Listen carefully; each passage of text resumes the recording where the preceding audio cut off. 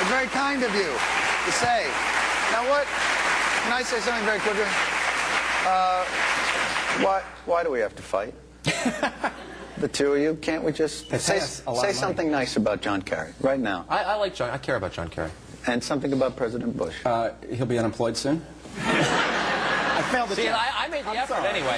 No, actually, I knew Bush in Texas a little bit, and truth is, he's actually a great guy. He's not a very good president, but he's actually a very good person. I don't think you should have to hate to oppose somebody, but it makes it easier. Why do you argue? The two of you? I hate to see it. We enjoy it. Let me ask you a question. Wait, let me ask you a question first. All right. Is John Kerry really the best? I mean, I think, John Kerry's not a terrible guy. Is he the best? I thought Lincoln was good. Is he the best the Democrats can do?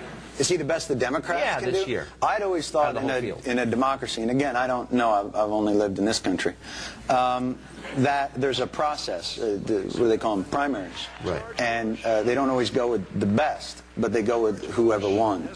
So is he the best? According to the process. Right, but of the 9 guys running, who do you think was best? Do you think he was the best? The most impressive? The most impressive? Yeah. I thought Al Sharpton was very impressive. I enjoyed his way of speaking. I think oftentimes the person that knows they can't win is allowed to speak the most freely, and because otherwise shows with titles such as Crossfire, or Hardball, or I'm going to kick your ass, or we'll jump on it. In many ways, it's funny, and I made a special effort to come on the show today because I have privately amongst my friends and also in occasional newspapers and television shows mentioned this show as being bad. And I felt that wasn't fair, and I should come here and tell you that I don't. It's not so much that it's bad as it's hurting America. So I wanted to come here today and say, wait. Here's just what I wanted to tell you guys. Yeah. Stop. Stop hurting America. Okay, now and come work for us, because we, as the people. How do you pay? The people, not well. Better than CNN, I'm sure. But you can sleep at night. See, the thing is, we need your help.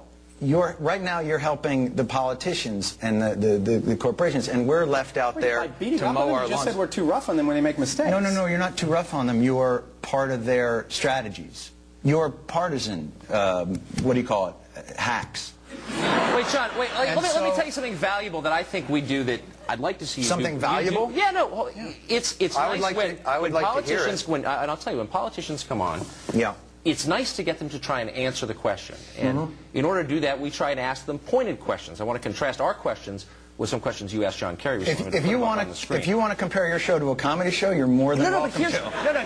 Here's the point. If that's your goal, no, it's not. I wouldn't aim for us. I'd aim for Seinfeld. Here's the problem. That's a very good show. Kerry won't come on this show. He will come on your show. Let me suggest why he wants to. Well, we have civilized discourse. Well, here's an example of civilized discourse. Here are 3 of the questions you asked John Kerry. Yeah. You have a chance to interview the Democratic nominee. You ask him questions such as, quote, how are you holding up?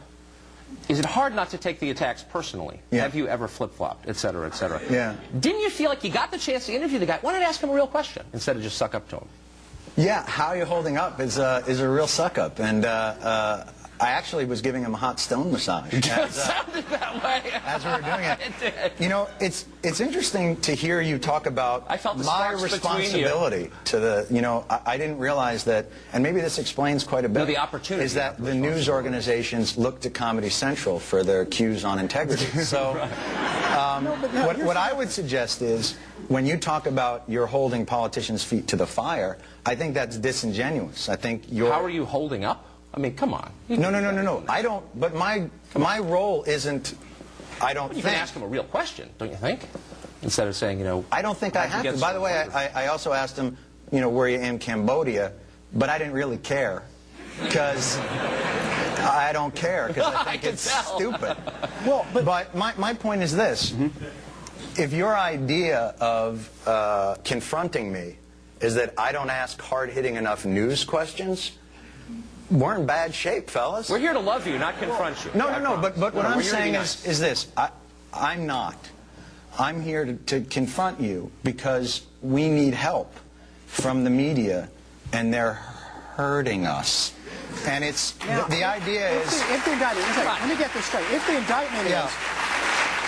if the indictment is, and I have seen you say this, that Crossfire reduces everything, as I said in the intro, to left, right, black, white. Yes. Well, it's because, see, we're a debate show. It's like saying the Weather Channel reduces that'd be everything great. to a storm front. I would love to see a debate show. In a 24-hour day where we have each side on as best we can get them. That would be great. And have them fight it out. To do a debate would be great, but that's like saying pro wrestling is a show about athletic competition. Sorry. I think you're a good comedian. I think your lectures are boring. Let me ask you a question on the news. No, this is theater. I mean, it's obvious. How old are you? 35. And you wear a bow tie. Yeah, I do. I do. So this is... No, I know. So You're right. No, let me just go. No, come on. And listen, I'm not suggesting that you're not a smart guy, because those are not easy to tie. But the thing is that you're doing theater when you should be doing debate, which would be great. No, it's not honest. What you do is not honest. What you do is partisan hackery. And I'll tell you why I know John Kerry on your show, and you sniff his throne, and you're accusing us of partisan hackery? Absolutely. You've got to be kidding, man. You're on CNN. The show that leads into me is puppets making crank phone calls. What is wrong with you? Well, I'm just saying, there's no reason for you, when you have this marvelous opportunity not to be the guy's butt boy, to go ahead and be his butt boy. Yes, It's embarrassing. I was absolutely his butt boy. I was so far. You would not believe what he ate 2 weeks ago. You know, the interesting thing that I have is you have a responsibility to the public discourse, and you fail miserably. I think. You need to go to one. The thing that I want to say is, when you have people on for just knee-jerk, reactionary talk... Wait, I thought you were going to be funny. Come on, be funny. No, I'm not going to be your monkey. Go ahead. I watch your show every day, and it kills me. I can tell you love it. It's so painful to watch. You know, because we need what you do. This is such a great opportunity you have here to actually get politicians off of their marketing and strategy. Yeah, it's someone who watches your show and cannot take it anymore. I just can't. What's it like to have dinner with you? It must be excruciating. Do you like lecture people like this? Or do you come over to their house and sit and lecture them? And, you know, they're not doing the right thing, that they're missing their opportunities, evading their responsibilities? If I think they are. Look, I wouldn't want to eat with you, man. That's horrible. I know, and you won't. But the thing I want to get to... We did promise naked pictures of the Supreme Court. Yeah, we did. No. Let's get to those. Why can't we just talk? Please, I beg of you guys. I think you watch too much Crossfire. We're going to take a quick break. No. Look, hold on. please. We've got commercials. Please. Next, please stop. In the rapid fire. Please Hopefully stop. He'll be here. We hope. We think. And then, did U.S. soldiers refuse an order in Iraq? Will Blitzer has the latest on this investigation right after the break.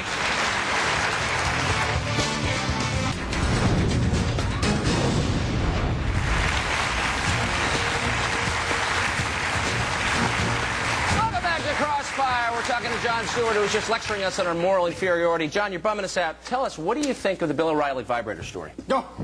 I'm sorry? I don't. Oh, okay. What do you think? Let me change the subject then. Where's your moral outrage on this? I don't have any. I know. Which candidate do you suppose would provide you better material? I'm sorry? Which candidate do you suppose would provide you better material if he won? Mr. T. I think he'd be the funniest. But you have a stake in it that way, not just a citizen, but as a professional comic. Right, which I hold to be much more important than as a citizen. Well, there you go. Well, who would provide you better material, do you suppose? I don't really know. It's kind of not how we look at it. We look at the absurdity of this system provides us the most material, and that is best served by sort of the theater of it all, you know, which, by the way, thank you both, because it's been helpful. But if Kerry gets elected, is it good? I mean, you said you're voting for him. You obviously support him. It's clear.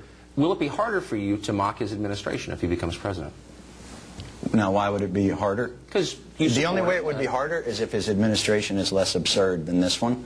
So in that case, if it's less absurd, then yeah, I think it'd be harder. But I mean, it'd be hard to top this group. I mean, quite frankly, in terms of absurdity and their world matching up to the one that, you know, is interesting. President Bush was saying, you know, John Kerry, his rhetoric doesn't match his record. But I've heard President Bush describe his record. His record doesn't match his record. So, you know, I don't worry about it in that respect. But let me ask you guys again a question, because we talked a little bit about, you know, you're actually doing honest debate and all that. But after the debates, where do you guys head to right afterwards? The men's room.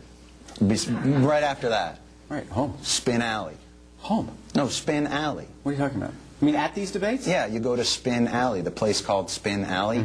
Now, don't you think that for people watching at home, that's kind of a drag, that you're literally walking to a place called Deception Lane? Like, it's Spin Alley. It's don't you see that's the issue I'm trying to talk to you guys? No, I actually believe I had a lot of friends who worked for President Bush. I went to college with Neither of us was ever in the spin room, actually. No, I did. I went to Larry King's show. They actually believe what they're saying. They want to persuade you. That's what they're trying to do by spinning.